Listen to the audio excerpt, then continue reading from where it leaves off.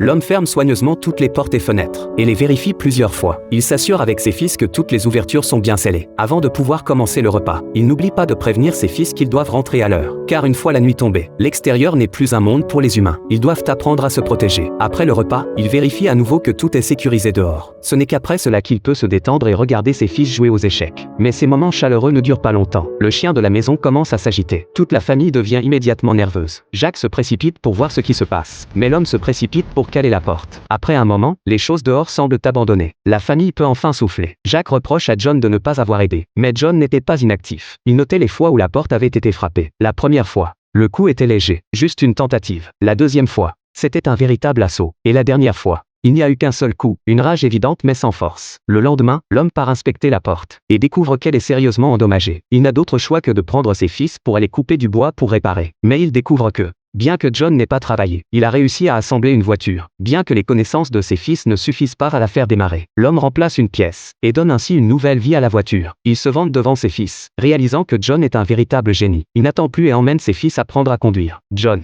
en effet, est brillant et en peu de temps, il apprend à conduire. L'homme demande alors à ses deux fils d'aller à la mer chercher des provisions, pendant qu'il reste à la maison pour réparer. Mais Jacques est réticent, car il a un endroit où il veut aller. Il descend donc du véhicule en chemin, laissant son frère partir seul chercher les provisions. Il se retrouve à l'intersection avant la tombée de la nuit. Peu de temps après, Jacques arrive à une ferme voisine. Comme il y travaille régulièrement, il connaît bien le propriétaire de la ferme. Mais ce n'est pas son but. Avec l'âge, les deux jeunes gens ont développé une certaine affection mutuelle. Ils se mettent rapidement à discuter avec enthousiasme. Jacques se laisse emporter, et passe quelques minutes de plus que prévu. Mais cette petite pause faillit l'empêcher de rentrer à temps. Après un câlin de 10 secondes, le ciel est déjà devenu sombre. Jacques doit se hâter de partir. Mais alors qu'il se précipite pour rejoindre le lieu de rendez-vous, il glisse accidentellement et tombe dans une fissure. À ce moment-là, son frère, ayant eu des difficultés à démarrer la voiture, revient précipitamment. Ne voyant pas son frère au lieu de rendez-vous, il suppose qu'il est déjà rentré chez eux, et fonce vers la maison. En voyant son père anxieux, il apprend que Jacques ne sera pas rentré. L'homme, après avoir compris ce qui s'est passé, laisse John surveiller la maison, prend des armes et une torche, et sort chercher Jacques avec le chien. De l'autre côté, Jacques se réveille difficilement, réalisant qu'il est tombé dans une fissure. Il allume son briquet pour chercher un chemin pour sortir, mais il découvre que les environs sont infestés de monstres.